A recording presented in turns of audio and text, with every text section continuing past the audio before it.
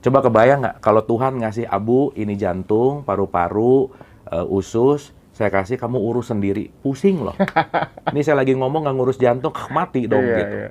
Dan ini semua adalah kecerdasan.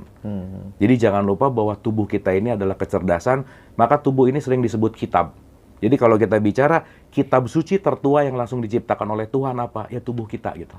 Maka ikro kita bacalah kitabmu, bacalah dirimu. Ikro tuh observasi dirimu gitu. Maka teman-teman maaf banget ya. Maaf banget nih. Mungkin hari ini banyak orang yang lupa untuk at least hanya berterima kasih sama tubuhnya gitu. At least bagaimana melakukan self-love gitu. Ketika jangan-jangan kita ngaca aja kita ngelihat yang kurangnya terus. Intinya si tubuh ini tidak menjadi teman baik gitu. Sehingga bagaimana kita akan berdamai sama diri. Kalau pakai bahasanya, maaf banget ya, disebut alienated soul. Banyak orang hari ini yang jiwanya nggak betah di rumahnya sendiri.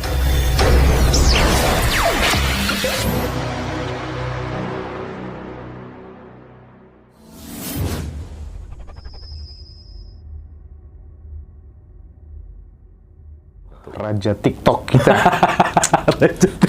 Ini datang-datang langsung Raja TikTok nih. Kang Abu, aku dan teman-teman semua luar biasa aja penonton Ngaji Roso, hutang rasa sama Abu Marlo itu. Banyak hal luar biasa tentang kesadaran yang menemani teman-teman untuk bertumbuh. Pokoknya dapat banyak lah ya. Semenjak Kang Abu masuk di Ngaji Roso tuh istimewa. Luar biasa tabungan energinya. Mantap pokoknya.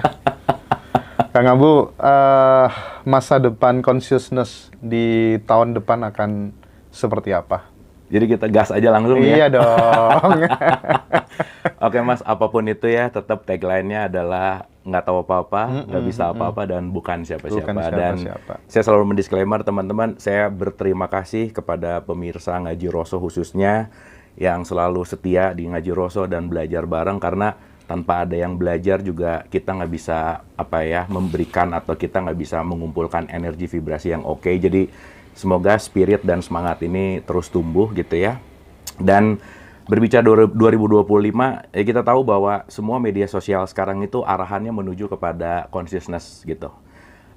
Saya baca beberapa artikel gitu ya, bahwa let's say kita bicara TikTok gitu, maupun YouTube gitu ya, bahwa sekarang tuh arahnya udah mulai tidak hanya berbicara tentang entertain yang dalam tanda petik receh gitu ya.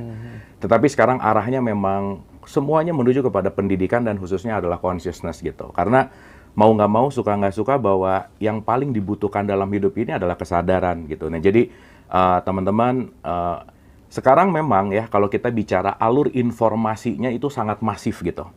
Ada gap generation antara let's say baby boomers, millennial, selenial, Gen Z sama alpha gitu. Dimana mungkin orang tua kita tuh nggak terlalu banyak pengetahuan karena arus informasinya tidak sederas hari ini gitu. Nah, seperti biasa Mas Hendra, segala sesuatu pasti ada paradoks gitu ya. Semakin derasnya informasi, kalau dulu kita penting atau nyari informasi itu susah, sekarang tuh saking overload, nah justru kita penting untuk memfilter gitu. Nah jadi saya rasa yang paling terpenting sekarang adalah bagaimana kita menyiapkan filter kita untuk menerima informasi apapun dari sosial media gitu. Nah saya sedikit cerita Mas, saya kemarin pernah nanya bahwa hati-hati dengan sosial media dan internet, karena di satu sisi saya pernah nanya gini Mas Hendra, kalau kita masuk internet kita akan makin luas atau makin sempit? Dan 99% jawabannya makin luas Mas Hendra. Padahal kalau saya mau nanya, teman-teman berapa banyak dari kalian yang kalau nge-googling itu ngebuka page 2 atau page 3 atau page 4? Itu nggak ada Mas Hendra. Iya. Bener nggak? Betul. Sampai page 2 aja itu ya udah. Pokoknya begitu googling, page pertama langsung ceklek, betul nggak? Dan page pertama itu rata-rata semua pesanan dalam tanda petik. Makanya ada analogi atau ada anekdot yang bilang bahwa kalau mau menyembunyikan rahasia yang sangat rahasia, simpen di page 2-nya Google karena orang nggak akan ke situ gitu. Bener Mas? Jadi bukan saya nggak ngomong bahaya sih ya. Kita penting hati-hati. Ada satu teori namanya groundswell, yang itu nanti kita sebut sebagai echo chamber gitu. Semakin kita masuk ke internet, kalau kita nggak punya consciousness, semakin kita akan dikotak-kotakan. Semakin kita akan diberikan secara apa yang kita suka, apa yang kita nggak suka. Jadi apapun itu konteksnya, kalau kita nggak punya kesadaran, masuk ke internet justru semakin pengetahuan kita tuh semakin kotak gitu, semakin kecil gitu. Nah, jadi saya rasa mari kita cerdas dalam menggunakan internet, mari kita cerdas juga dalam menggunakan sosial media, karena mau nggak mau ada yang namanya algoritma, Mas Hendra. Mata kita dan kuping kita sekarang dibatasi oleh algoritma. Mas Hendra nyari kucing, yang dikasih kucing semua. Nyari panci, yang dikasih panci semua gitu. Apalagi kalau zaman pilpres gitu ya, ada pendukung A sama pendukung B. Ketika saya mendukung A gitu misalnya, itu yang dikasih adalah kebaikannya A dan keburukannya B. Terus aja, di-feed terus gitu. Di-feed terus gitu. Nah jadi, akhirnya kita ngerasa bahwa masuk ke area yang luas, padahal internet itu terkotakkan oleh sebuah algoritma gitu. Nah jadi, be wise gitu ya, dalam menggunakan internet ini. Nah itulah kenapa, ya mungkin 2025 tuh akan menjadi a rising of consciousness juga gitu ya. Jadi ya teman-teman, overload information yang ada penting juga diimbangi dengan bagaimana kita memfilter itu semua gitu. Itu sih Mas Hendra. Oke. Nah Kang Abu, kalau kemarin kan rame ya di GBK tentang kedatangan Paus gitu ya, Paulus. Itu aku ngelihat kan di live TikTok dan lain sebagainya, itu komen-komennya kalau dulu itu kan mungkin, waduh, pokoknya main hujat aja gitu kan, khususnya yang non-Muslim gitu kan. Tapi yang kemarin aku lihat tuh adem gitu, kayak, waduh, apa Kang Abu? Aduh, Mas Hendra, kalau aku ngerasain vibes itu ya, aku jadi, ya ini jadi merinding juga gitu ya. Meskipun nggak lepas dari ada hujatan-hujatan, iya gitu ya. Ada sih. Ada. Cuman nggak tahu kenapa Mas Hendra, aku sangat merasakan bahwa sekarang masyarakat kita sudah cukup luas kali ya. Aduh, jadi ternyuh gitu. Karena gini, 2 hari sebelum Paus datang ke Indonesia, itu yang menemaninya, namanya Padre Marco gitu ya, Markus Solo gitu. Itu kan teman baikku, Mas. Kita WhatsAppan. Padre, kapan datang ke Indonesia? 2 hari lagi gitu. Terus aku bilang, Padre kalau ada waktu ketemuan dong gitu. Karena waktu aku 2014 ke Vatikan, beliau yang nemenin saya di Vatikan waktu itu, Mas Hendra. Nah, terus aku ngobrol, Padre kalau ada waktu ketemuan dong. Wah kayaknya nggak bisa karena tight banget schedule-nya dan aku nggak boleh lepas dari Paus, dia bilang. Oh ya udah nggak apa-apa. Nah, dan Padre ini yang mengajarkan saya juga untuk selalu berinterfaith dialog gitu ya, untuk kalau Profesor Komarudin Hidayat, salah satu mentor saya juga bilang bahwa kamu harus belajar passing over untuk belajar keluar, bukan untuk menjadi mereka, tapi untuk memahami dan untuk melihat sisi baik lah gitu kira-kira. Nah, berkaitan sama kedatangan Paus ini kan, Mas Hendra, ya ampun kalau kita bisa dicontohkan dengan kesederhanaannya gitu ya. Seorang pemimpin Katolik yang luar biasa gitu, memberikan statement tentang kedamaian, apalagi waktu lihat di video, aduh itu terenyuh banget, Imam Besar Nasaruddin Umar pelukan. Aduh, keren Mas. Itu. Ya, maksudnya itu yang kayak saya impikan 13 tahun lalu gitu Mas Hendra, bahwa kenapa ya kita tuh selalu berantem di bidang agama gitu ya, di bidang keyakinan, di wilayah-wilayah keyakinan yang bersyukurnya dihadapkan dengan sebuah realitas sekarang bahwa masyarakat kita ternyata sekarang lebih terbuka gitu. Lebih tidak mengkotak-kotakan dalam bentuk identitas, dan ya selalu lah ya kalau saya pakai jurusnya Imam Ali itu kan undur makola wala tandur makola, bukan siapa yang ngomong tapi apa yang dibicarakan. Dan dengan data juga Mas Chandra yang sering saya cerita bahwa 10 tahun yang lalu Indonesia ini negara Islamnya ranking 140. Sekarang naik loh 62 Mas Chandra. Wow. Dahsyat kan? Kenapa coba? Karena ada ngaji rosok kayaknya. karena ngaji Rasul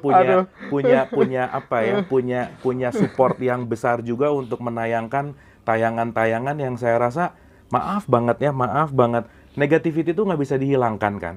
Yang kita bisa lakukan adalah kita membuat sebuah quote and quote tandingan positivity gitu. Maka teman-teman kalau kita mau mensupport, tidak semua harus jadi pembicara gitu, tidak semua harus jadi frontman gitu. Tetapi sekarang currency di dalam sosial media itu adalah komen dan share dan like gitu.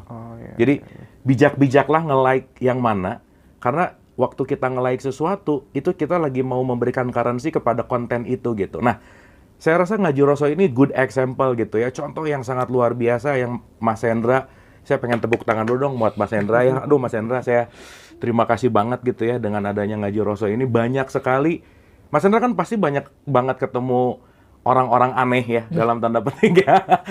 Avenger yang Mas Hendra mungkin dulunya nggak pernah tahu bahwa orang ini punya kapabilitas yang luar biasa gitu. Karena di Ngaji Roso itu bukan siapa-siapa yang menyampaikan, tetapi konten yang esensial. Mas Hendra nggak nyari orang terkenalnya, nggak nyari apanya, nggak nyari followers, tetapi yang dicari adalah yang berbobot gitu. Nah, jadi Mas, aku beneran apa ya, pas kemarin kan kebetulan tuh apartemenku tuh depanan nama GBK gitu ya. Memang aku nggak bisa datang ke situ juga karena nggak ada undangan gitu. Cuman aku ngelihat di situ vibes yang oke banget, kerukunannya oke banget gitu ya, dan masyarakat kita udah mulai menjunjung tentang welas asih gitu Mas Hendra. Dan ya kita penting untuk mensyukuri bahwa ini sebuah pencapaian yang luar biasa gitu untuk kita melihat kemanusiaannya daripada ngelihat identitasnya gitu. Karena ada diri dan ada identitas, kita sibuk dengan identitas tapi melupakan diri kita sebagai manusia. Sebelum kita punya agama, kita jadi manusia dulu. Sebelum kita punya identitas orang Indonesia, kita jadi manusia dulu. Jadi artinya apa? Jangan sampai agama yang kita peluk sekarang itu merendahkan kemanusiaan gitu. Karena kata kuncinya adalah kemanusiaan itu sendiri gitu. Nah, maka balik ke pertanyaan Mas Hendra, ya kedatangan Paus ini juga sangat memberikan dampak yang sangat luar biasa gitu ya bagi kita, tentang kesadaran untuk sangat terbuka bahwa sudah saatnya sekarang bukan berkompetisi, tapi saatnya sekarang berkolaborasi. Itu sih Mas Hendra. So far sih akhirnya kita bisa ngambil sebuah kesimpulan sebenarnya yang jadi musuh kita bersama itu adalah kesempitan berpikir. Yes. Itulah kenapa kemudian ada dialog positif, ada ruang cerdas, ada say inspiratif, ada Ngaji Roso dan lain-lain, supaya kemudian itu menjadi social movement gitu. Setuju. Kesadaran itu supaya menjadi kesadaran kolektif gitu ya Kang ya. Betul, betul. Karena gini Mas, aku nyaman banget ngobrol sama Mas Hendra di Ngaji Roso dan dengan penonton-penonton Ngaji Roso karena kenyamanan tertinggi adalah ketika kita bebas mengutarakan pendapat. Betul nggak Mas? Iya. Dan tahu bahwa pengutaraan pendapat ini bukan untuk dijudge baik atau buruk, tapi untuk dicerna belajar bersama gitu. Makanya kan saya selalu mendisklaimer Mas Hendra, saya bukan guru, saya bukan orang yang paling tahu, saya tidak memberikan wejangan karena tidak banyak orang berubah karena wejangan. Dan yang paling penting juga jangan percaya omongan saya gitu. Karena semua yang disampaikan dalam bentuk apapun ini hanyalah berbagi untuk kita sama-sama tumbuh gitu. Nggak main menang-menangan, nggak main benar atau salah. Tetapi ruang-ruang untuk menyampaikan sesuatu yang otentik itu saya rasa 2025 itu akan semakin terbuka gitu. Dan yang Ngaji Roso menjadi salah satu pelopor lah ya. Kita tahu bahwa movementnya Mas Hendra tuh luar biasa banget. Dan tadi barusan kita ngobrol bahwa Mas Hendra udah pada satu titik yang kalau pakai bahasanya, nanti kita bahas sedikit ya, itu disebut wu wei Mas Hendra. Wu wei itu Mas Hendra sekarang udah tidak memaksakan, udah tidak mematok, udah tidak mencari, tapi alirannya Mas Hendra kaget-kaget sendiri. Bener nggak? Kaget-kaget sendiri. Iya, gitu. bener. Iya. Pokoknya tiba-tiba rekening naik sendiri, ya nggak? Tiba-tiba semua yang dilakukan laku semua, tiba-tiba apa semua. Dan tadi saya amazed banget sama Mas Hendra nih ya, yang mungkin nggak banyak orang tahu bahwa Mas Hendra melakukan pemberdayaan luar biasa kepada sekitarnya gitu. Mengajak orang-orang untuk masuk, menjadikan entrepreneur untuk menjual buku teman-teman yang di Ngaji Roso dan seterusnya. Ini kan social movement yang saya rasa, aduh ini yang lagi dibutuhkan gitu. Nah jadi teman-teman saya rasa saatnya sekarang mungkin bukan untuk kompetisi lagi gitu ya, tapi ayolah kita berkolaborasi gitu. Dan saya rasa Ngaji Roso good example untuk kolaborasi terhadap siapapun gitu ya, yang punya inspirasi, aspirasi untuk membuka kesadaran. Karena saatnya untuk kita dalam tanda petik menjajah kebodohan-kebodohan itu dengan apa? Dengan action, dengan welas asih gitu. Karena benar Mas, musuh kita semua adalah kebodohan gitu. Karena kalau pinter itu kan terukur Mas. Kalau goblok itu nggak ada ukurannya Mas gitu. Dalam tanda petik bodoh itu nggak ada ukurannya. Itu bablas gitu kira-kira. Nah mudah-mudahan yang nonton ini juga semakin terbuka pikirannya, nggak terlalu ngelihat hitam putih gitu ya, nggak terlalu ngelihat benar atau salah, tetapi banyak hal yang kita nggak tahu, banyak hal yang kita belum paham, dan ya saatnya kita untuk bertumbuh dalam kolaborasi sih. Gitu sih, Mas. Aku teringat ketika suatu saat Sabrang mengatakan, terkadang kebenaran yang kita pahami adalah kesalahan yang belum kita pahami. Ya. Itu yang dialami banyak orang di Ngaji Roso dengan hadirnya narasumber satu yang lain gitu. Oh, ternyata lawan dari benar itu adalah benar yang lain gitu ya kan, Benar. Bu ya. Kebayang nggak Musa ditemuin Khidir? Ketika Khidir ngebunuh anak kecil, Musa pada saat itu belum nyampe ilmunya, Mas. Gitu. Itu kan eksplisit banget tuh, contoh yang dahsyat banget untuk menyadari bahwa ya terlepas dari apapun itu bahwa benarnya kita saat ini terus bertumbuh gitu. Maka kan yang selalu saya ulang-ulang, Mas, nggak ada sih perintah satupun bahwa berlomba-lomba dalam kebenaran tuh nggak ada. Karena benar ya kita sekarang itu bisa expired besok pagi karena kita meluas gitu. Kita nih melakukan expanding. Kita tuh melakukan kedinamisan gitu. Makanya maaf banget ya teman-teman, ini juga penting untuk kita sama-sama renungkan bahwa yang akan bertahan adalah yang adaptif. Yang akan bertahan adalah yang melakukan kalibrasi gitu. Karena kalau kita pakai pemikiran lama atau pakai belief system yang lama, sementara zaman terus maju, sementara di kedinamisan terus berjalan, dinosaurus saja punah karena nggak adaptif gitu. Dan semua Nokia misalnya, Mas. Iya. Dia dengan wah top lah gitu ya. Siapa sangka Nokia akan hancur dalam tanda petik ketika dia lupa bahwa ada adaptif di situ gitu. Nah, maka saya rasa the power of adaptif itu penting banget. Dan balik lagi sih, saya pengen straight to the point. Bagaimana kita menjadi orang yang adaptif? Milikilah selalu yang namanya rendah hati sih. Karena aduh udah deh teman-teman, tanpa kerendahan hati gitu, kita akan sulit melepaskan masa lalu. Tanpa kerendahan hati kita akan sulit untuk menerima hal yang baru. Dan kesulitan menerima hal yang baru itu memusnahkan kita pelan-pelan, by the way. Nah, maka ya Ngaji Roso itu adaptif, dan saya rasa semua pembicara di Ngaji Roso juga adalah orang-orang yang mau mengajak kita untuk terus bertumbuh gitu. Gitu, Mas. Ini akan dipotong-potong di TikTok ruame ini mesti ya. Tapi nggak apa-apa ya Kang Abu dipotong-potong kayak gitu ya, nggak ada masalah ya. Ya, apa yang nyampe ke aku kan titipan, Mas. Jadi saya selalu bilang bahwa ya silahkan. Tapi memang ada satu poin, katakanlah kalau saya kerja sama pihak lain gitu misalnya, itu juga kan ada disclaimer tertentu gitu ya. Nah, jadi saya rasa juga ya bijaksanalah dalam menggunakan konten gitu. Dan sebisa mungkin kan juga ada kulunuwun lah kalau kata orang Jawa gitu ya. Meskipun itu kan hal yang sangat simpel gitu, dan saya rasa ya kita sangat menjaga, menghormati tentang konten, tentang copyright gitu ya. Pun kalau Mas Hendra tadi bertanya bahwa wah Mas, potongan ya Ngaji Roso juga potongannya banyak banget ya. Coba, entah ini di channel mana tiba-tiba lah kok saya nggak pernah diwawancara sama dia, ada di dia gitu, cuma diganti muka atau diganti apa. Tapi anyway, selama ya dalam perspektif saya nggak pernah terlalu nggak hitungan bahkan gitu ya, bahwa semua konten atau semua apapun keilmuan yang dititipkan ke saya itu adalah milik semesta sih Mas gitu. Jadi saya nggak terlalu ribet lah ya dalam konteks itu sih gitu. Oke. Menarik. Nah, Kang Abu, seperti yang kapan hari kita ngobrol di Malang. Ya. Ada yang lupa belum disampaikan. Ini mungkin momen yang tepat ya. The wisdom of body. Ya, betul, nah, itu Mas. penting sekali. Teman-teman butuh edukasi soal intermittent fasting dan lain sebagainya gitu.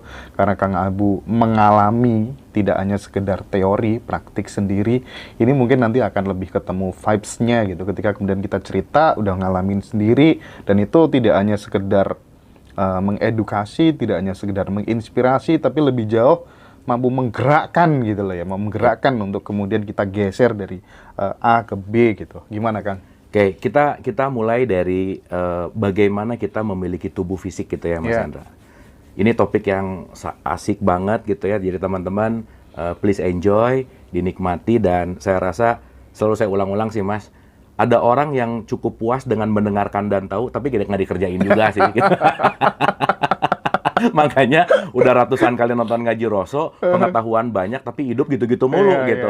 Kenapa? Karena hal yang terpenting adalah merubah dari pengetahuan menuju kepada laku gitu. Oke, saya akan mulai dari satu statement gini. Kalau Quran tuh mengatakan kan ahsani takwim, bahwa kita didesain dengan sebaik-baiknya. Oke ya, kita didesain dengan sebaik-baiknya. Saya bagi dulu konteksnya gini Mas. Mas, kita agak mundur ke tengah, ke depan, santai ya kita ya. Boleh, aman. Pokoknya kita saya nggak pengen cepat-cepat ngeberesin, tapi yang penting pelan-pelan dan teman-teman bisa kunyah dengan santai gitu. Karena kan banyak komentar, Kang Abu kalau ngomong bahasanya agak aneh ya. Ini lagi belajar supaya bahasanya nggak terlalu aneh ya, supaya siapapun yang dengar semoga bisa belajar gitu. Oke, saya akan memulai begini. Kita nggak bisa lepas dari program yang namanya evolusi gitu. Maka saya membagi 3 dulu Mas Hendra, membagi 3 dulu bahwa ada fase tumbuhan, vegetatif, ada fase binatang, dan ada fase menjadi manusia gitu. Gitu ya. Ini penting banget untuk kita renungkan. Nah, kita kadang ngelihat diri kita tuh manusia, tapi jangan-jangan kita belum move on dari evolusi tumbuhan gitu. Contoh. Tumbuhan itu dia sangat tergantung sama faktor eksternal, Mas Hendra. Kalau lagi musim semi ya ikut layu gitu kira-kira. Kalau lagi berbuah ya ikut gitu. Jadi tumbuhan ini nggak bisa menolak apapun, lingkungan luar akan memengaruhi dia gitu. Nah jadi maaf ya, kalau kita termasuk orang yang berperan gara-gara lingkungan luar, berarti belum jadi manusia, masih jadi pohon sih gitu Mas Hendra. Gara-gara dia ikut bete, gara-gara itu ikut bete. Bahwa lingkungan luar memengaruhi kita, sehingga remote control happiness kita dikontrol sama faktor eksternal, berarti kita belum tumbuh jadi manusia gitu. Itu dulu. Ya, jadi tolong dirasain. Sekarang lagi jadi pohon atau enggak, itu satu. Itu penting. Naik satu level namanya binatang. Bahkan kalau di Quran tuh kan, apa bedanya kamu sama binatang ternak? Binatang itu adalah yang mengedepankan biologis. Yang mengedepankan yang namanya faktor hanya biologis. Kalau nggak urusan perut, urusan bawah perut. Kalau nggak urusan makan, urusannya seksual gitu. Dan ini kita nggak bicara baik atau buruk, enggak. Dan kita nggak bisa bicara bahwa ya maaf ya Mas Hendra ya, suka ada orang ngomong gini, ih dasar ya nafsu binatang. Binatang itu kalau mau berbuat, mau melakukan perbuatan, mau koitus gitu ya, mau berhubungan, itu ada waktunya loh. Ada waktunya loh. Nah kalau manusia kan nggak ada waktunya. Dan 99% kan berharap nggak jadi juga sih sebenarnya kan, dalam tanda petik gitu. Jadi kalau sekarang, ini ya dasar nafsu binatang, nah jangan-jangan kita lebih binatang dari binatang gitu. Dalam tanda petik gitu. Maka kalau kita masuk hanya dalam konteks biologis kita, kalau kita hanya dipenuhi hasrat biologis kita, ya ini lebih baik dari pohon karena binatang udah bisa bergerak gitu kira-kira. Nah, tetapi kekuatan manusia itu kan akal gitu. Which is akal itu adalah kesadaran. Maka kesadaran menggunakan tubuh fisiknya. Kesadaran menggunakan manas, pikiran, perasaan, emosinya gitu. Makanya ada 3 stage, fase vegetatif tumbuhan, fase biologis yang namanya hewan, makanya kita ini disebut hayawan natikun gitu. Hayawan natikun. Yes. Hewan yang berpikir. Hewan yang berpikir gitu. Makanya ya sorry ya, kalau pikirannya nggak ada ya tinggal hewan ya dong. Ya. Kalau akalnya nggak dipakai, itu sama bedanya. Kan kita udah ulang-ulang yang Messenger, kita sama simpanse itu cuma beda 1,23% loh. Jadi saya, teman-teman, kurang 1% aja simpanse kita. Gitu. Mas Hendra nggak akan bisa bikin ngaji roso by the way. Gitu. Nah, atau nggak penontonnya ya simpanse sih. Gitu. Nah, dari 3 poin ini saya rasa penting dulu untuk menyadari tentang 3 perspektif bahwa manusia ini tidak terletak pada tubuh fisiknya tetapi pada kesadarannya. Nah, kita mulai dari faktor yang paling luar yang disebut dengan tubuh gitu. Teman-teman kalau ngaca, itu kadang kita ngelihat ada tubuhku di situ. Dan aku melihat bahwa ini adalah diriku yang aku anggap ini adalah, saya pakai bahasa asli dulu ya, ini disebut single entity. Single entity itu artinya adalah aku yang satu gitu kira-kira. Nah, tetapi saya pengen mengulang-ulang untuk kita merenungkan lebih dalam lagi, teman-teman. Kita ini tercipta atas 50 triliun sel. Dan satu selnya itu punya 1,4 volt, dan itulah adalah energi gitu. Dan ini semua adalah kecerdasan. Coba kebayang nggak, kalau Tuhan ngasih Abu, ini jantung, paru-paru, usus, saya kasih kamu urus sendiri. Pusing loh. Ini saya lagi ngomong nggak ngurus jantung, mati dong gitu. Dan ini semua adalah kecerdasan. Jadi jangan lupa bahwa tubuh kita ini adalah kecerdasan, maka tubuh ini sering disebut kitab. Jadi kalau kita bicara kitab suci tertua yang langsung diciptakan oleh Tuhan apa? Ya tubuh kita gitu. Maka Iqra kita bacalah kitabmu, bacalah dirimu. Iqra itu observasi dirimu gitu. Maka teman-teman maaf banget ya. Maaf banget nih. Mungkin hari ini banyak orang yang lupa untuk at least hanya berterima kasih sama tubuhnya gitu. At least bagaimana melakukan self-love gitu. Ketika jangan-jangan kita ngaca aja, kita ngelihat yang kurangnya terus. Intinya si tubuh ini tidak menjadi teman baik gitu. Sehingga bagaimana kita akan berdamai sama diri. Kalau pakai bahasanya, maaf banget ya, disebut alienated soul. banyak orang hari ini yang jiwanya nggak betah di rumahnya sendiri. Kenapa? Ya karena nggak dibikin betah. Jadi kalau pernah ngedengar ada satu statement bahwa baiti janati, jadikanlah rumahmu sebagai surgamu. Saya rasa bukan masalah rumah ini sih, tapi jadikanlah kamu dan tubuhmu itu memiliki good connection, komunikasi yang bagus, dan hanya tubuh ini yang akan menemani kita kemana-mana gitu. Maka maaf banget ya, ketika kita mencari cinta keluar, ketika mencari sayang keluar, kita pasti akan mendapatkan kekecewaan. Karena self-love, mencintai diri, bagaimana kita benar-benar ngurus diri, itu adalah hal yang paling esensial dalam kita menyadari kehidupan ini gitu. Nah jadi teman-teman, saya balik ya. Semoga ini juga mulai dirasain bahwa, oh iya ya, tubuh kita ini cerdas gitu. Mungkin kalau saya kaitkan dengan ar-Rahmannya di Quran, nikmat Tuhan kamu mana yang kamu dustakan? Ketika kamu dikasih kendaraan yang paling mantap gitu ya, yang paling teknologinya canggih, tapi kalau kamu nggak bisa pakainya, ya itu tidak akan efektif efisien gitu. Nah pertanyaannya adalah, dari 50 triliun sel ini, yang akan menjadi CEO-nya itu adalah pikiran kita. Jadi kalau pikirannya nggak beres, semua tubuhnya pasti nggak beres. Jadi kalau pikirannya tidak optimal, pasti semua tubuhnya nggak optimal juga. Artinya apa? Saya rasa kalau ada pertanyaan singkat, apa sih yang perlu dilakukan pertama kali untuk masuk kepada kesadaran? Jawaban saya sederhana. Sadarilah dan ketahuilah bagaimana cara pikiran bekerja. Karena once kita nggak ngerti bagaimana pikiran bekerja, kita setiap hari lagi membunuh tubuh kita. Ini saya lagi ngomong, ratusan juta sel mati loh. Dan dia hidup lagi. Maka teman-teman, kita tuh nggak pernah jadi orang yang sama. Teman-teman yang 3 jam yang lalu sama detik ini, itu beda. Kenapa? Semua strukturnya udah diperbaiki. Dan itulah kasih sayangnya bumi, ibu bumi kepada kita, yang terus mau mensupport, dan sel kita, semua sel kita, itu sangat ingin hidup. Survive. Kebayang nggak? Semua selnya ingin hidup, tapi mentalnya pengen bunuh diri gitu misalnya. Tapi mentalnya pengen mengakhiri diri gitu. Nah disitulah terjadi chaos antara tubuh sama mental, itu jadi nggak sinkron. Nah salah satu pengertian stres kalau kita ngomong dari statementnya Joe Dispenza gitu misalnya, saya pakai bahasa aslinya dulu supaya mungkin teman-teman juga jadi tahu gitu ya. Ada yang disebut tidak homeostasis. Homeostasis itu artinya seimbang. Antara apa? Antara mind, body, dan soul kita gitu. Antara pikiran dan tubuh gitu. Nah jadi tahapan pertama, jangan lupa kita udah dikasih kendaraan yang terbaik. Jadi please, Mas maaf ya, orang belajar kesadaran tuh sekarang kadang-kadang pengen nambah ilmu terus, pengen nambah pengetahuan terus, tapi rupa olahraga Mas, rupa menjaga tubuh gitu, lupa asupan yang dimasukinnya gimana gitu. Nah itu kan akan sangat berpengaruh. Kebayang nggak teman-teman, sopirnya keren, sopirnya top banget knowledge, tapi mobilnya bannya bocor 3 gitu, tetap aja itu nggak akan jadi hal yang dalam tanda petik homeostasis tadi gitu. Nah jadi saya akan mulai bahwa ingat kita diamanahi 50 triliun sel. Jadilah pemimpin yang baik untuk tubuh ini setidaknya. Karena kalau kita tidak baik memimpin tubuh ini, ya bagaimana kita akan memimpin yang lain gitu. Nah pertanyaannya adalah gini. Ketika kita udah tahu ada tubuh fisik nih, bahwa tubuh fisik ini adalah akumulasi dari faktor eksternal. Akumulasi dari apa yang datang dari luar. Makanya dulu kita kecil, membesar, membesar, membesar. Nah, yang sangat concern itu adalah asupan sih. Saya langsung straight to the point ke we are what we eat. Kita adalah yang kita makan. Nah, saya mau garis bawahi gini. Ada tubuh, itu kaitannya sama segitiga manas. Pikiran, perasaan, emosi. Jadi Mas, maaf ya, emosi itu kan dari movere. Movere itu artinya energi.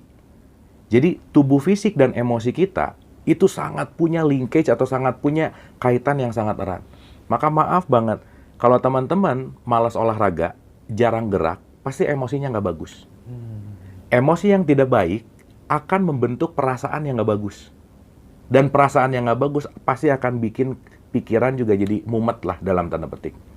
Nah jadi sebisa mungkin teman-teman, ya saya pengen ngulang-ngulang juga bahwa kalau sekarang komplain, aku tuh stres, aku tuh depresi, aku tuh masalah. Coba tanya, kapan terakhir olahraga? kapan terakhir menggerakkan tubuh dan niat untuk berolahraga. Karena sorry to say, tanpa tubuh yang digerakkan tidak akan ada emosi yang bagus gitu. Makanya gerak itu perlu. Jadi teman-teman sebisa mungkin, nomor 1 ya, sebisa mungkin. 1 hari setidaknya, luangkan waktu 30 menit aja. Atau kalau 30 menit kelamaan, 20 menit aja. Atau kalau 20 menit kelamaan, 5 menit aja dulu. Sebisa mungkin olahraga. Gerak-gerak kah, jalan kah, atau apapun, tapi benar-benar diniatkan. Yang saya selalu sering ngomong gini kan Mas Hendra, orang tuh sekarang niatnya udah ada sih, pengen. Tapi terlalu banyak observasi gitu. Olahraga yang baik apa ya? Dia ngelihat Zumba, dia ngelihat yoga, dia ngelihat nge-gym, berenang, ngelihat mulu. Tapi akhirnya karena kebanyakan research dan ngelihat, nggak jadi juga olahraganya gitu. Jadi kalau mungkin ada pertanyaan, olahraga yang terbaik apa? Sederhana, olahraga yang disempatkan. Nah, udah jangan banyak aneh-aneh mikir, pokoknya gerak aja. Ya, sorry ya. Sekarang kalau ada komplain, aku bete, aku apa, cek. Kalau nggak pernah olahraga, nggak akan ada perubahan gitu. Kenapa? Karena jangan sampai kita nutrisi batin, ya belajar kebatinan terus gitu, misalnya quote and quote ya. Tapi si tubuh fisiknya nggak digerakin, nonsense gitu. Jadi itu nomor 1. Love your body. Ketika kita mencintai tubuh kita, maka tubuh akan menservis kita jadi jauh lebih baik. Nah, yang kedua, teman-teman perlu diketahui bahwa kita ini adalah pabrik kimia. Kita ini hidup dari hormon gitu. Jadi chemistry tubuh ini sangat penting. Nah, kenapa sih saya selalu mengulang-ulang dan nggak pernah bosan pokoknya ya. Saya kemana-mana podcast cuman mau ngomong 3 aja. Perbaikan kesadaran, start awakening, itu datang dari 3. Nomor 1, stop jadi orang pelit.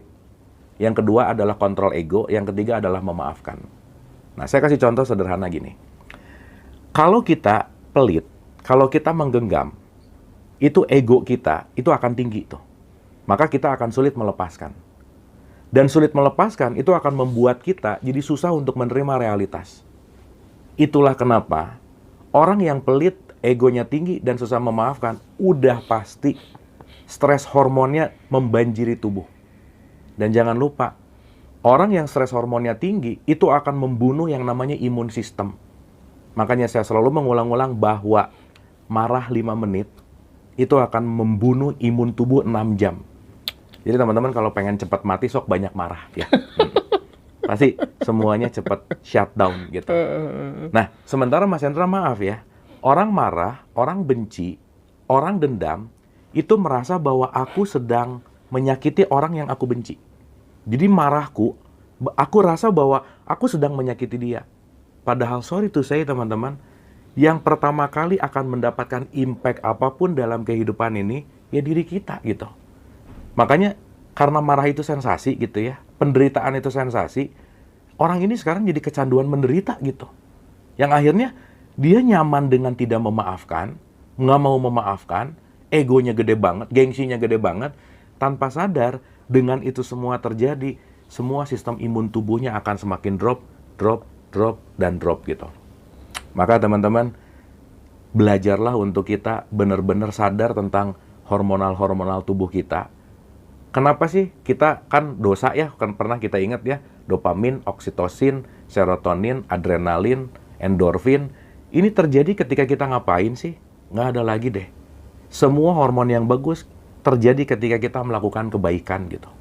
Makanya, maaf banget ya, nggak ada berlomba-lomba dalam kebenaran, tapi berlomba-lomba dalam kebaikan. Kenapa?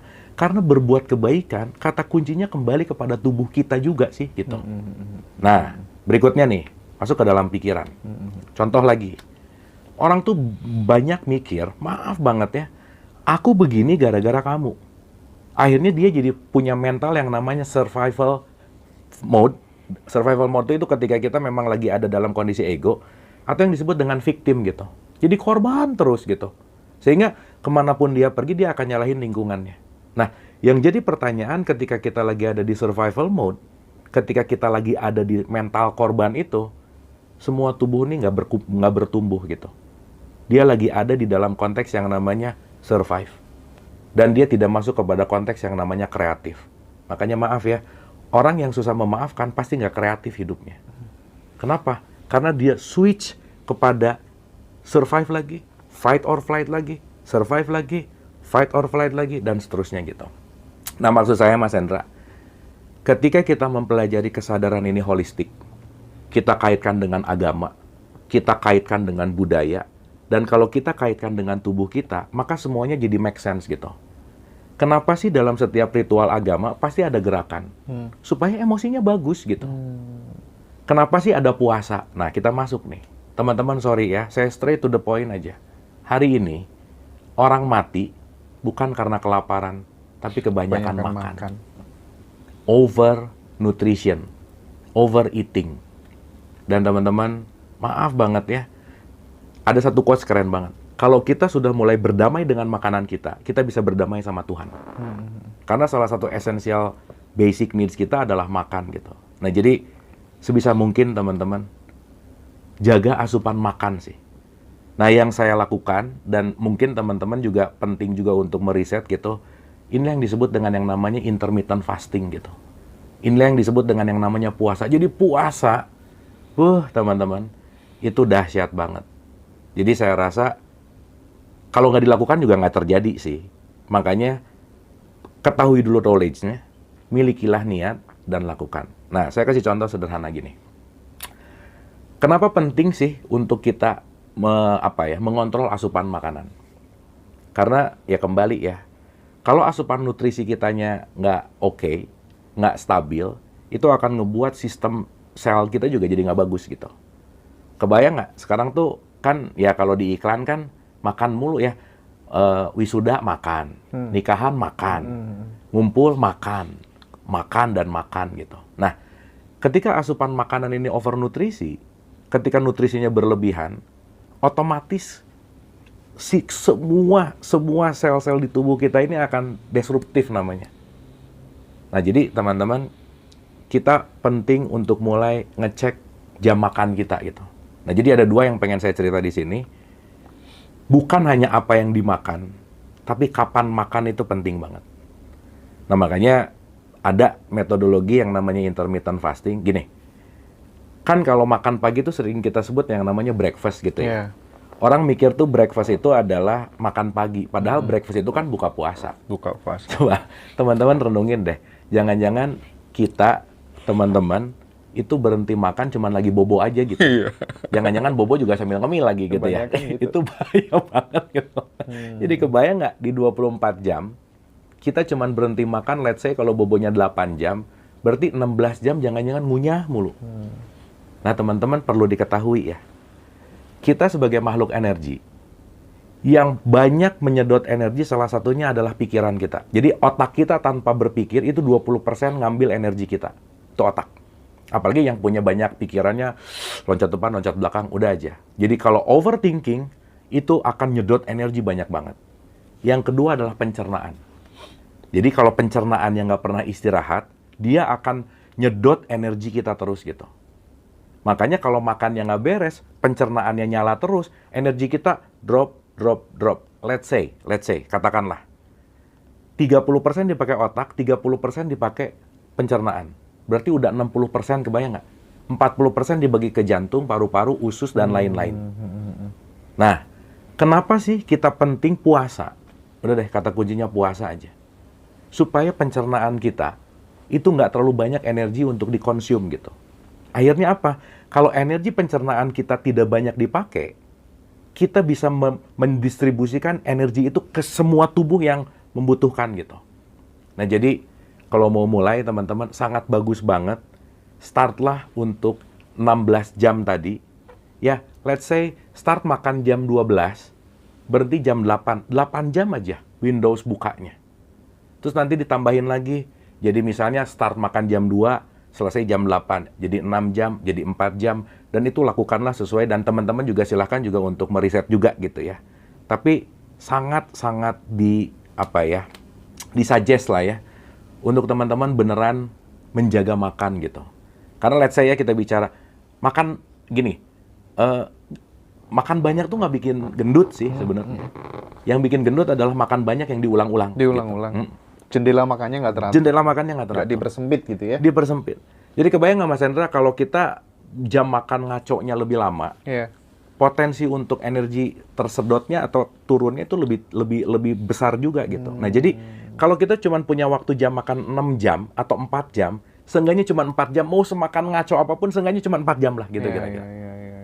Nah, teman-teman, ini hanya akan dirasakan ketika teman-teman sudah memulai. Jadi kalau sekarang mau nanya gitu ya tentang gimana sih starting point dari awakening consciousness gitu, saya rasa satu, kalau teori-teori, wah semua narasumber saya rasa udah bicara, tapi jangan lupa untuk olahraga dan puasa. Duh teman-teman, olahraga dan puasa ini beneran sangat membantu kita untuk membuat energinya jadi jauh lebih fokus gitu. Nah jadi, ya kalau kita mau bicara kesadaran lebih dalam gitu ya, ya saya selalu mengatakan bahwa jangan harap kesadaran terus terbuka kalau kita lupa merawat tubuh kita dan lupa merawat atau memfilter nutrisi asupan dari apapun yang kita makan gitu. Jadi saya rasa singkatnya gitu Mas Hendra, sayangilah tubuh kita. Sayangilah tubuh kita dengan kita. Jadi gini, kalau kita melakukan olahraga dengan kesadaran, ini bukan kepaksa gitu Mas Hendra. Bukan kepaksa bukan, tapi saya jadi butuh gitu. Benar-benar muncul dan tumbuh dari dirinya sendiri gitu ya. Dan itu adalah bukti sembah raga kita kepada tubuh, Mas. Terima kasih kita kepada tubuh adalah aku merawat dia dengan gerak raga gitu. Dan dengan menjaga makan gitu. Dan mungkin nanti saya akan kaitin gini Mas Hendra. Nggak tahu kenapa jadi pop-up gini. Jangan lupa untuk selalu memperbaharui niat dalam segala apapun. Karena banyak hal yang nggak pakai niat, kita melakukannya nggak sadar gitu. Lakukanlah olahraga dengan sengaja. Lakukanlah belajar dengan sengaja. Karena banyak yang dilakukan nggak sengaja, Mas Hendra. Dalam tanda petik nggak sadar gitu. Karena lupa niat gitu. Apalagi mama ya, kalau belanja, itu suka lupa memperbaharui niat. Cuman mau beli 1, pulang bawa 10 gitu, Mas Hendra. Ya. Itu keluar dari niat. Contohnya memperbarui niat gimana sih? Contohnya gini, Mas Hendra. Ketika saya mau melakukan sesuatu tanpa niat, itu bisa jadi hanya kebiasaan. Makan misalnya Mas Hendra. Aduh, udah deh. Oh, iya. Makan tuh ya cuma blok. Iya. Apalagi maaf ya teman-teman, maaf banget. Ketika makan, lihat handphone. Ketika makan, ngobrol. Kita nggak bener-bener hadir utuh di sini saat ini. Dan mungkin saya komain sedikit ya, kita juga penting, dan ini saya mendidik diri saya juga sih. Please, latihlah, jangan melakukan apapun dengan multitasking. Kalau makan, 100% makan, dan niatkan aku mau makan. Sengajalah makan. Bukan karena makan, karena kebiasaan, bukan. Minum aja, itu kadang-kadang, udah aja, minum aja.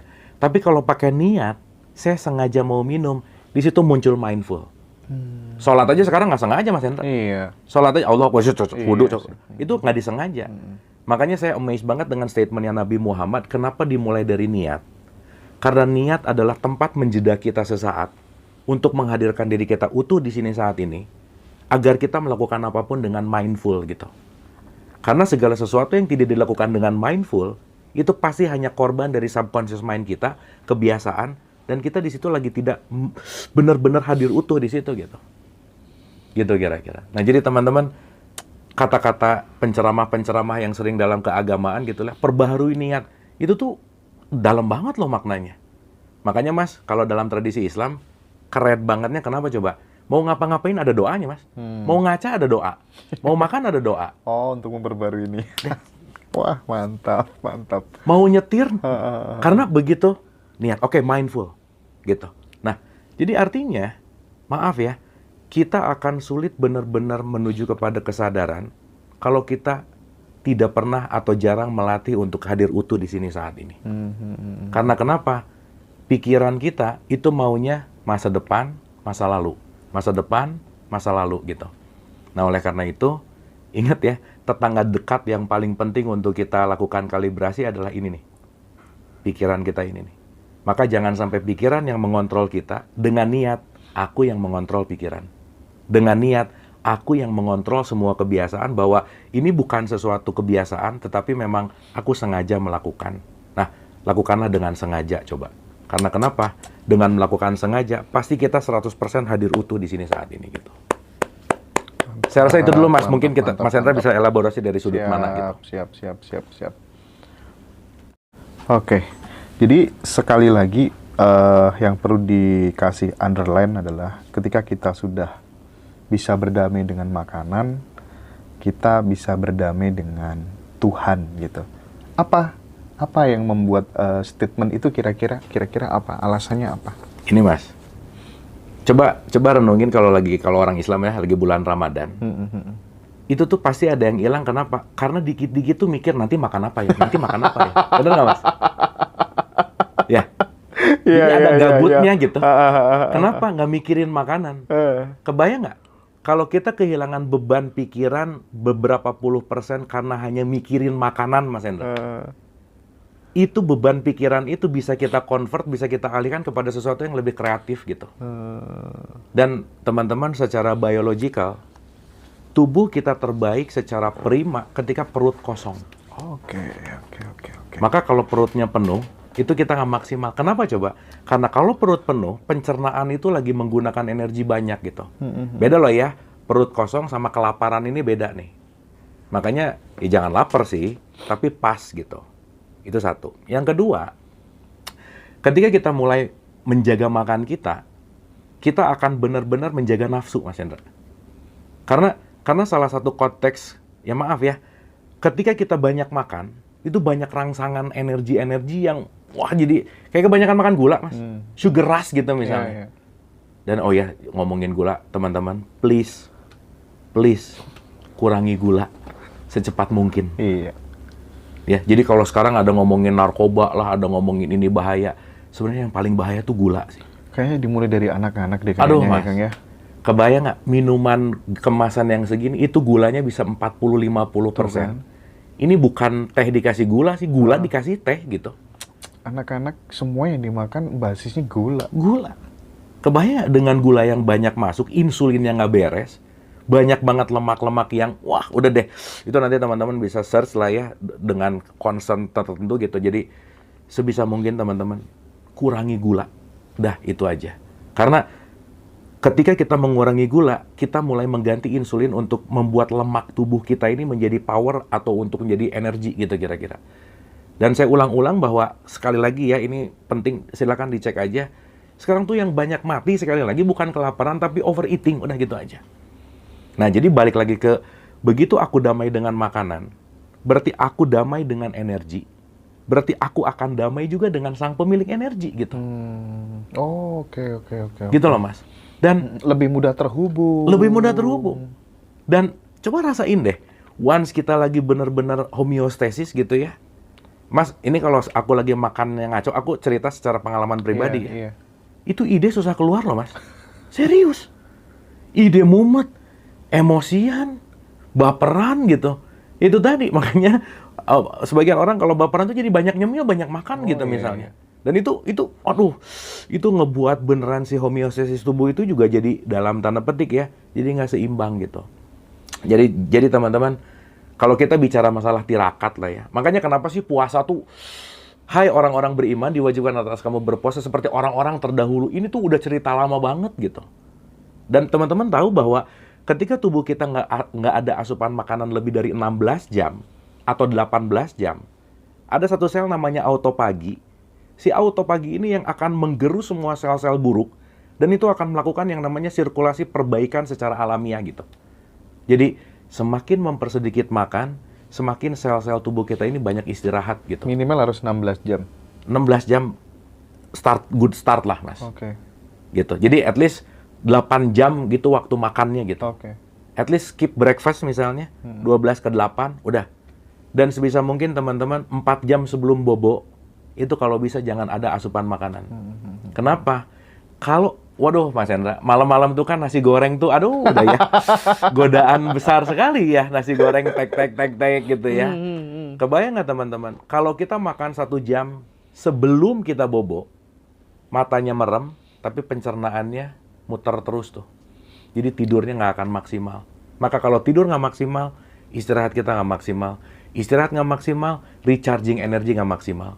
Oh, itu nanti berentetnya kemana-mana gitu. Implikasinya gitu. Implikasinya kemana-mana. Jadi, saya pengen menyuarakan ini, Mas Hendra.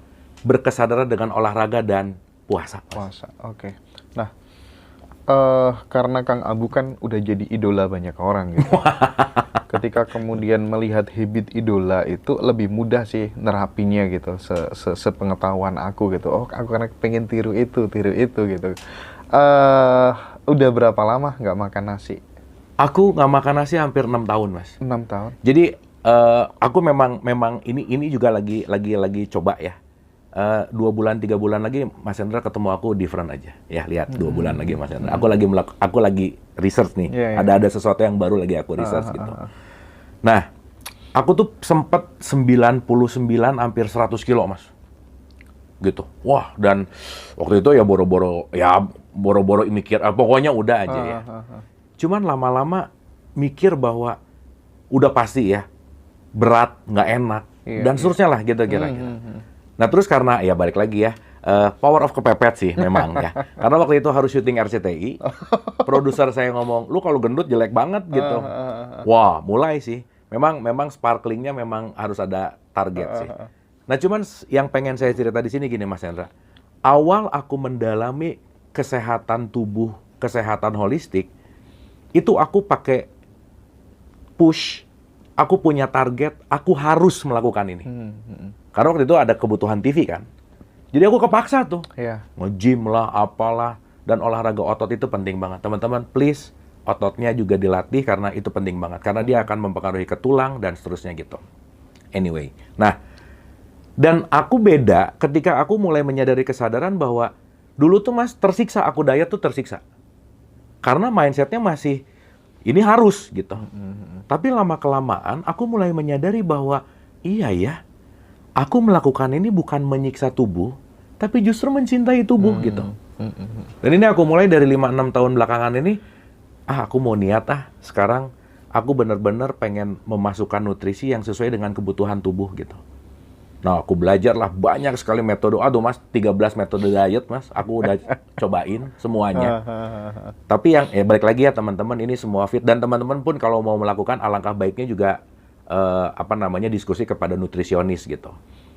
Tapi yang sekarang lagi fit banget sama aku sekarang adalah intermittent fasting ini sih Mas. Bahwa aku mengurangi karbo.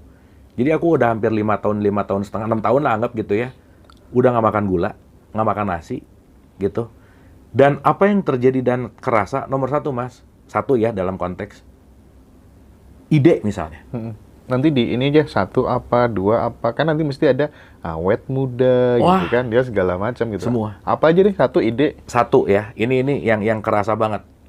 Secara fisikal lebih fit aja Mas. Jarang capek. Aku tuh sehari bisa 4 jadwal, 5 jadwal online offline Mas. Iya. Gitu ya. Namanya juga raja TikTok. Gitu. Tapi yang aku sadari juga, oh iya ya, kenapa meskipun ya kadang-kadang kebablasan juga ya, kadang-kadang si hak tubuh ini juga aku bablas juga sih gitu ya. Jadi, maaf ya tubuh gitu ya kira-kira. Nah, itu 1, aku ngerasa jauh lebih fit. Oke.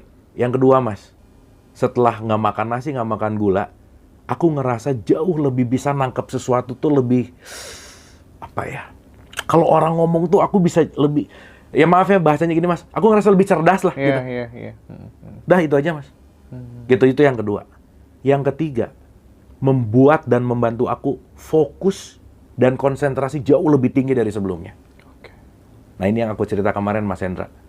Dalam ranah meditasi, itu keterhubungan dengan si direct self ini, si essential self ini, itu dahsyat banget Mas Hendra. Jadi ya gimana ya teman-teman? Kita tahu bahwa meditasi itu, ya saya melakukan itu gitu ya. Dengan meditasi, saya punya me time untuk bisa komunikasi sama higher self gitu. Banyak orang yang bilang bahwa meditasi itu terganggu dengan pikiran apa dan lain-lain. Saya secara subjektif mengalami langsung bahwa ketika saya mengurangi kadar makan dengan intermittent fasting ini, bahasa gampangnya Mas Hendra, connect-nya tuh cepat banget lah gitu kira-kira. Dan aduh Mas, itu yang aku nggak dapetin dari sebelum ini gitu. Jadi ternyata nggak main-main bahwa olahraga, jaga makan, aku baru ngerasain bahwa iya ya, ini changing semua dari batiniahku, mentalku, tubuhku, dan ya balik lagi sih, keseluruhan ini balik lagi konteksnya adalah dengan aku bisa punya komunikasi yang lebih baik dalam meditasi gitu, banyak downloadan yang dahsyat gitu Mas Hendra. Ide kreatifnya muncul gitu, terus aduh, ya tapi ada paradoksnya juga, aku tuh tipikal orang yang nggak mau diem kan ya, ada-ada aja gitu Mas Hendra, ininya tuh kayak pengen ini. Ya, tapi maksud saya adalah once itu terjadi, ternyata dengan makan nggak diatur, dengan olahraganya nggak rutin, banyak energi yang saya rasa kita bisa menyimpan atau kita bisa mengarahkan energi ke hal yang lebih bermanfaat gitu lah kira-kira. Intinya kreativitinya muncul aja lah gitu Mas Hendra. Intinya tidak hanya micin aja yang bikin nge-lag gitu ya. Banyak yang bikin nge-lag ternyata, karbo, gula gitu ya. Dan Mas, aku ngerasa banget bahwa ketika intermittent fasting tuh nggak mikirin nanti makan apa, harus apa. Itu tuh los gitu. Los aja. Dan karena udah terbiasa kali ya, ya jadi nggak ngerasa berat aja gitu. Karena aku tahu bahwa ketika aku sedang puasa, aku sedang men-serve tubuhku, sedang mencintai tubuhku, dan sedang merawat asetnya Tuhan gitu.